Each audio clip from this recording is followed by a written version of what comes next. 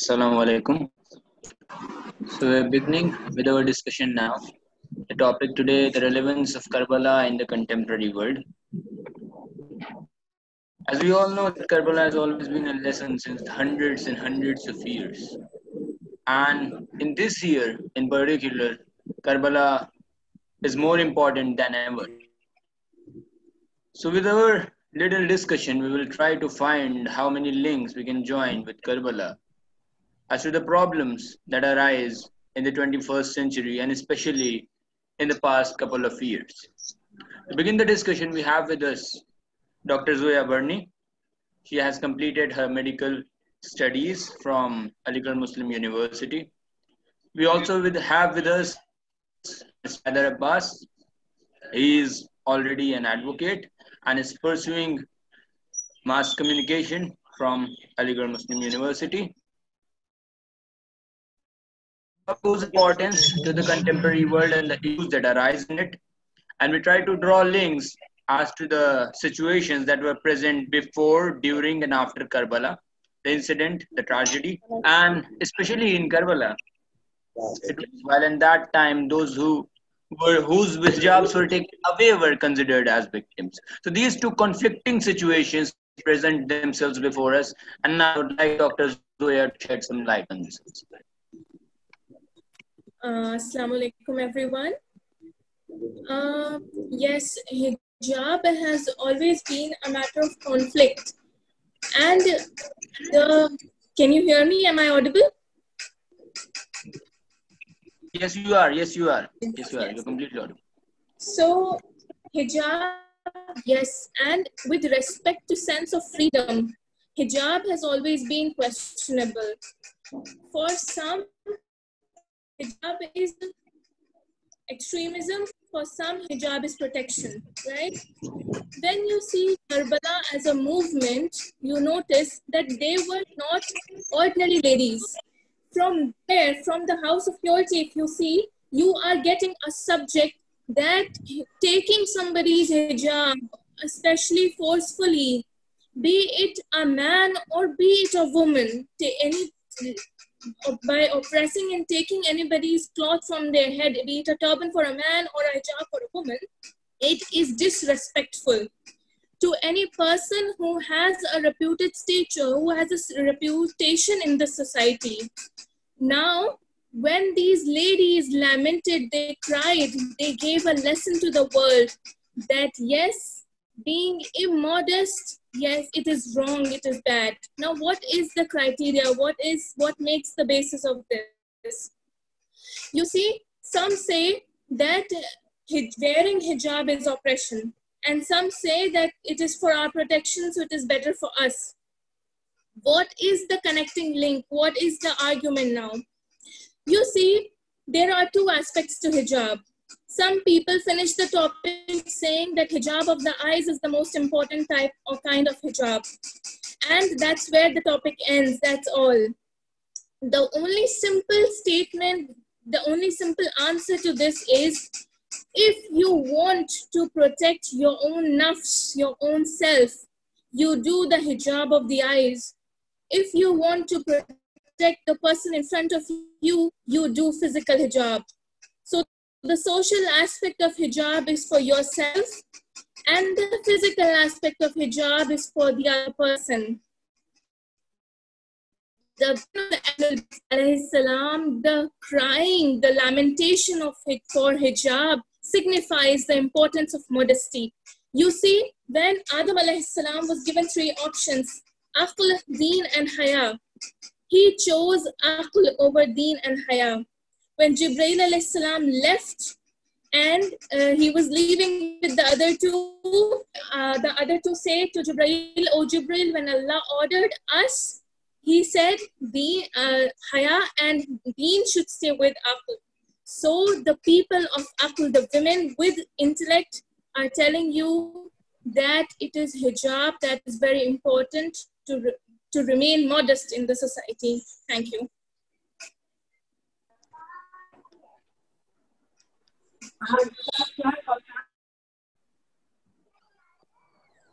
Thank you so much, Dr. Zoya, for your insight on this topic. And now I'd like to move on with Mr. Haider Abbas. And Yazid has been into propagating things that are essentially against the core tenets of Islam. For example, alcoholism, obscenity, vulgarity, and excessive following of the desires that we see in the 21st century under the garb of various philosophies which have emerged. For example, nihilism and absurdism, for example.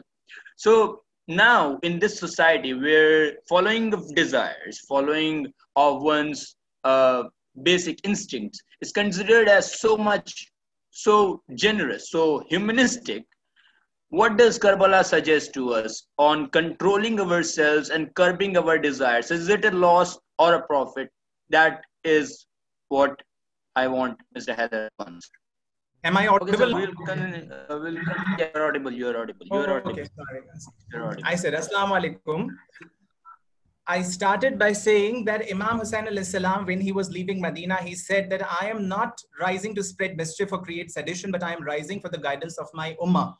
I'm rising to guide the nation of my grandfather, Prophet Muhammad sallallahu alaihi wasallam. So he clearly declared his intention. दूसरी बात ये जो मैंने अभी एक article भी लिखा है उसके अंदर भी ये बात मैंने मेंशन करी है कि करबला का एक बहुत बड़ा पॉलिटिकल पर्सपेक्टिव था कि दीन हमारा खाली नमाज रोजे तक महदूद नहीं है, दीन जो है वो एक कंप्लीट कोड ऑफ लाइफ है. It is a philosophy, Islam is a philosophy of life. दीन हुकूमत करने आया था. अब आप इसमें ये देखें कि सूरह अराफ में, सूरह जुमा में, तमाम जगह पर कुरान में ये दिया हुआ है कि religion is for breaking the captivity of men and providing freedom to the individuals and freedom to the human beings. That is very important. What kind of freedom is the deen is talking about, and what kind of freedom Imam Hussain nafs से आजादी बताई है. और यही शुरुआत होती है. This is the core of spirituality. यही रूहानियत है. तो जो इमाम हुसैन अलैहि सलाम ने फ्रीडम की बात करी, सबसे बड़ी बात इमाम हुसैन अलैहिस्सलाम ने पूरे इस्लामिक कल्चर के लिए, इस्लामिक वैल्यूज के लिए कुर्बानी दी. एंड वेरी इंपॉर्टेंट पॉइंट, देखिए एक बात हमेशा सब ध्यान रखें कि justice according to the worldly laws has nothing to do with legality. Justice has nothing to do with legality. Hitler persecuted Jews, what is popularly known as the Holocaust, according to the laws made in the Germany. Right? If, for example, today our government makes up a law for killing the individuals unjustly, okay, without any reason, so according to, in the eyes of that law, that will be justice. But do you think it is justice? No. हर गलत चीज को law बना दीजिए और उसको justice कह दीजिए, तो दिस इज नॉट जस्टिस. इमाम हुसैन अलैहि सलाम ने सबसे बड़ा मैसेज जो दिया है कि जस्टिस आपके विम्सिकल लॉज बनाने से जस्टिस नहीं होगा.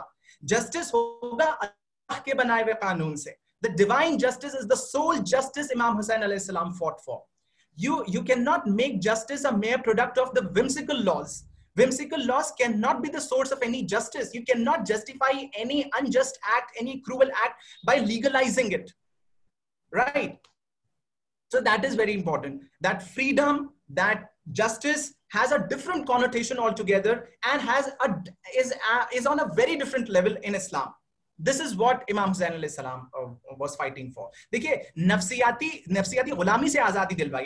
इमाम अली अलैहि सलाम ने क्या फरमाया कि अपने नफ्स को गुलाम ना बनाओ, अपने नफ्स को अपना गुलाम बना लो, नफ्स के गुलाम ना बनो. ठीक है, इसी आजादी की बात इस्लाम ने करी है. इसी चीज की बात करी है कि we are in the service of our own conscience, we are in the servitude of our own conscience, but still we say that we are free. We are not free unless we are not free from the desires of our own conscience. Of course. That was an excellent reply to that point, that how has the current legal setup and the current system nothing to do with what is actually good and actually beneficial to human beings, and that are mere interpretations and not based on universal beneficiary or universal goodness or humanity. Now I'd like to move on with the next question to Mr. Zain. The Karbala, whenever talked about, is always talked about is in the sense of resistance. We always see Karbala emerging during movements. For example, during Nelson Mandela's movement or in the Indian independence struggle. You see Karbala appearing at each and every turn of history wherever a small amount of people go against a big system or a powerful system or against a despotic ruler or an authoritarian regime. So Karbala has always been a symbol of resistance. As we see things happening in Palestine, as we see things happening in Kashmir, as we see things happening in Gaza, as we see things happening, what do you think that Karbala can offer to these places in terms of the idea, in terms of the tools of resistance? So, Assalamu alaikum. So, first of all, it's my honor to speak on this platform with these two distinguished speakers who are also my seniors. So, the moment we hear the word Karbala, our mind flashes the idea of justice, truth, and most important, as Saim Bhai has already referred, resistance, जिसको मुजाहिमात भी बोलते हैं. और जब भी Karbala का जिक्र होता है तो वो तमाम चीजें जो आज को करबला से जोड़ती है वो आज हमारे लिए रेलेवेंट हो जाती है, वो जहन में आती है, जिसमें मार्टिन लूथर किंग का एक स्टेटमेंट बहुत ज्यादा अहम हो जाता है. He once said that injustice anywhere is a threat to justice everywhere. जुल्म अगर कहीं पे भी हो रहा होगा तो ये मान लिया जाएगा कि जुल्म पूरी इंसानियत पे हो रहा है, पूरी कायनात पे हो रहा है. Imam Hussain could have sit idle, and this statement was said by Martin in 20th century, but actually this principle was practiced by Imam al-Hussain in 7th century in Karbala. This is the point to note. Imam Hussain could have sit idle over the oppression of Yazid. He was in Medina. He was the grandson of Prophet of Islam, peace be upon him. He was the son of Caliph and Amir al-Mu'minin Ali ibn Abi Talib. He was the son of Fatima Salamullahi alayha. He was the one for who Prophet himself said that Hussain is the leader of youth in paradise. Now imagine the leader of paradise was walking among the people of Medina, across the street of Medina. What a reputation he held that day. So what chose Imam Hussain to choose the path which was full of misery? ये सवाल हमें खुद से करना चाहिए, और जब हम ये सवाल खुद से करेंगे तो हमें ये पता चलेगा कि करबला का असल मैसेज क्या है. So in contemporary time, the message of Karbala is that it is a symbol of revolution against terrorism, against every terrorism, against despotism, tyranny and injustice. Therefore, this revolution must be kept alive.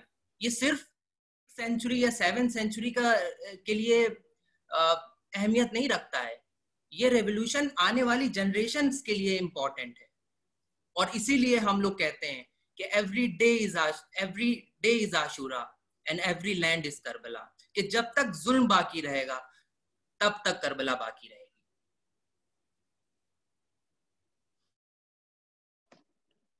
Okay, so we're done with this idea that Karbala has a lot to offer in the field of resisting what is wrong and resisting the powerful. And Imam Hussain, of course, adopted ways that were way ahead of his time, as we see. But in the same manner, that people are likely to lose when things become challenging and things become atrocious. Hazrat Zainab Salamullahi alaiha has presented to the people of her time and to our time a system that is way ahead of her time. Her intellectual ability, which says that wait for the moment to come to you. So she spoke not during her painful journey, not during Karbala, but in the very heart of the republic, in the very heart of the empire of Yazid, in his own court and in front of his authority. So what can we learn more from her character and intellect based on her struggle and pain that she took? I would request Dr. Zoya to reply to this. Yes. When we talk about intelligence or intellectualism and the role of Bibi Zainab Salamullah Alaiha in Karbala, there is one very basic role. If you divide the role of Bibi Zainab Salamullah Alaiha, you see there is her role when Imam Hussain alayhi salam is by her side. And then there's a role she plays when Imam Hussain alayhi salam is martyred. You see, Imam Hussain alayhi salam has a sister in the tent who is giving her the strength enough to go and fight on the battlefield. It is that woman of the house that is giving and courage to go and be strong to meet the oppressors. She is giving him, they are on, if you see on the day of Ashura, she is giving him discussing the will of their parents and giving him the strength that he does not need to fear. The work that a woman does, you tell me, can this be done enough without intelligence or intellect? Second, she is a lady from the household of Ahlul Bayt alayhi salam. Bibi Zainab Salamullah Alaiha is an embodiment of different types of intelligences.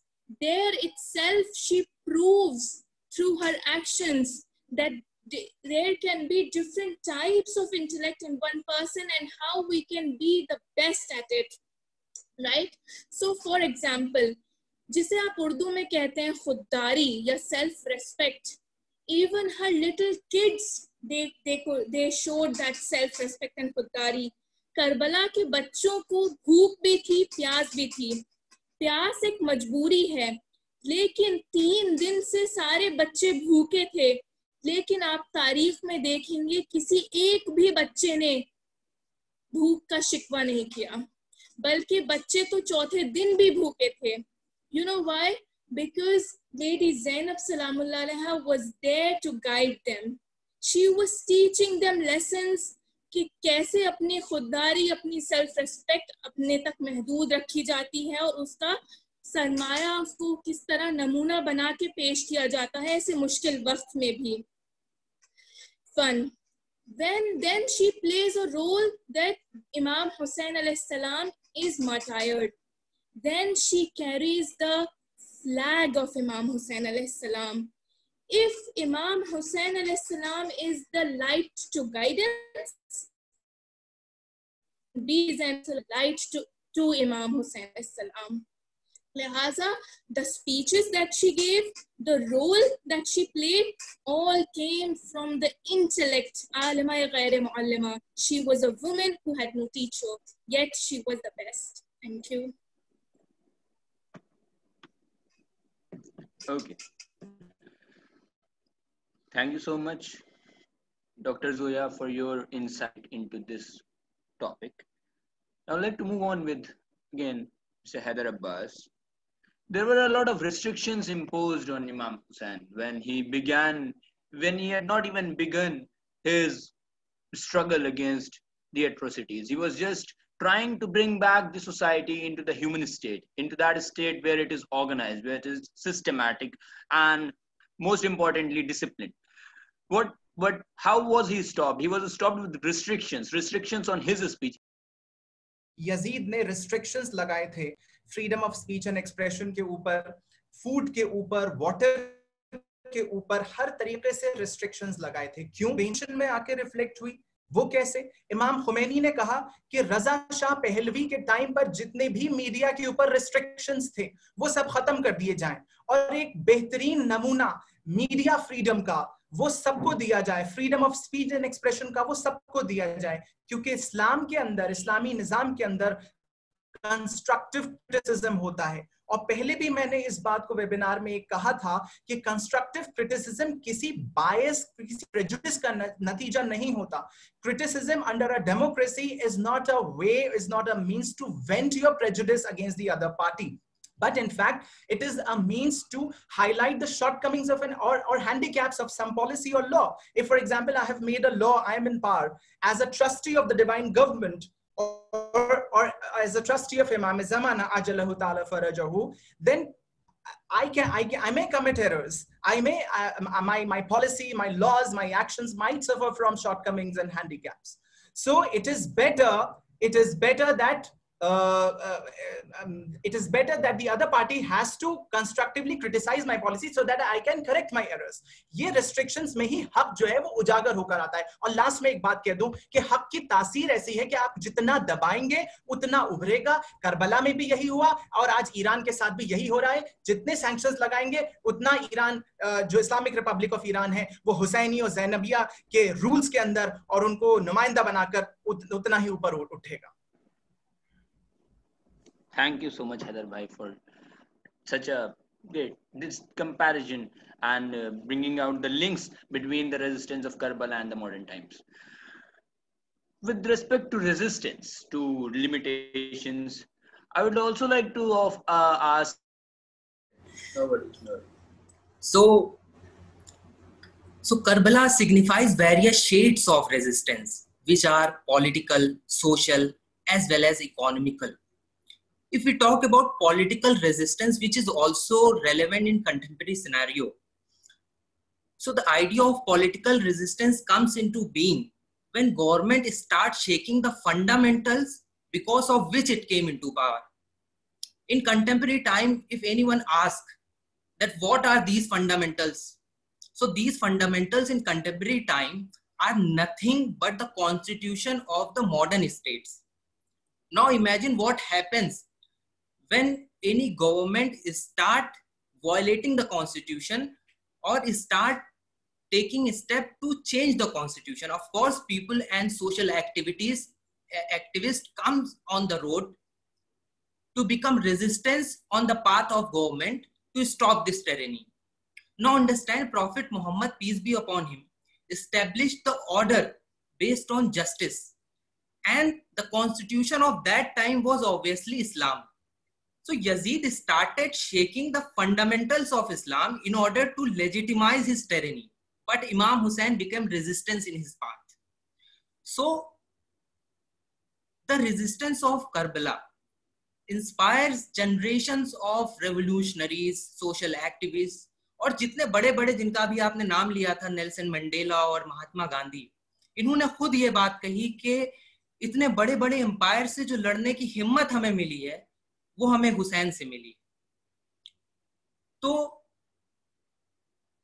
इन तमाम बातों से यही समझा जाता है कि in contemporary time the meaning of resistance is to fight against injustice, to refuse sycophancy, to fight against despotism, authoritarianism, and to fight for every universal righteous cause.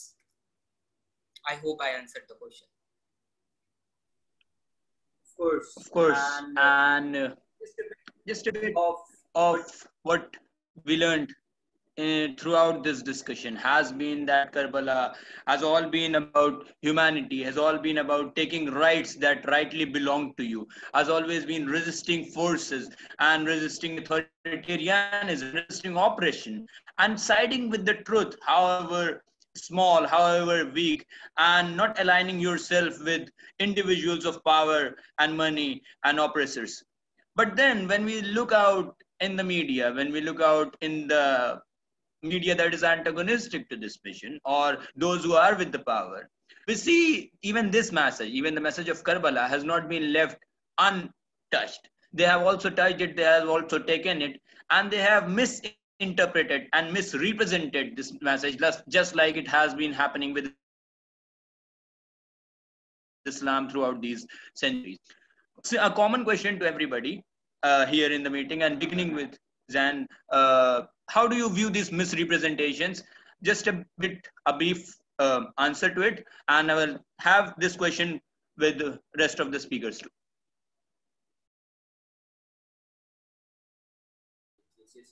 Okay, so the moment, so this question with regard to misrepresentation, so this question is actually relevant for everyone who is the follower of Imam al-Hussein in particular, and those who observe the Muharram.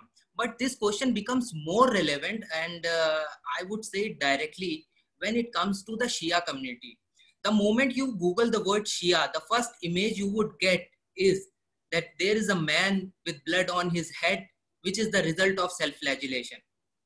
I'm not criticizing tadbir or self-flagellation. That is not a part of our discussion. But we must remain aware about the Western media, that what are things they are misrepresenting about us. So whenever you see the representation of Shia community in any movie or in any news or in any documentary, same thing you would witness every time. What are they on the top? Self-flagellation. Second thing, weeping and noha khani and beating of chest, that is matam, and big processions. I'm not saying these things are not important. Obviously, azadari hamari jaan hai. Ye sari cheezein bahut zyada important hai. But we also need to portray the real world that Muharram is not limited just to azadari. There is something more about Muharram also. So what are those things? That Muharram is not limited to these cultural activities. Muharram is much more about it.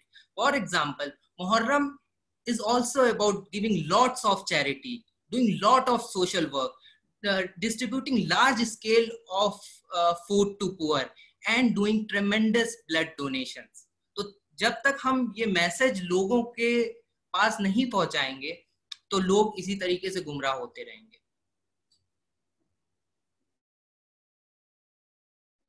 Great.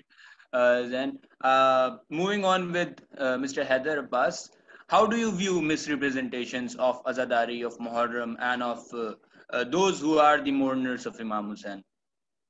जी देखिए, propaganda तो हमेशा से होता चला आया है. इमाम अली के खिलाफ भी प्रोपेगेंडा मिंबर शाम से होता था, और इतना होता था, और आज भी होता है, और इमाम हुसैन अलैहिस्सलाम के खिलाफ भी हुआ. इसीलिए जनाब ज़ैनब का जो एक रोल है post Karbala, post battle of Karbala, वो यही है कि उन्होंने जो एक प्रचार किया करबला का कि हमने हक के लिए कुर्बानी दी, और वही चीज आज हमारी आजादारी में रिफ्लेक्ट होती है. आजादारी is the best reply to all the प्रोपेगेंडास.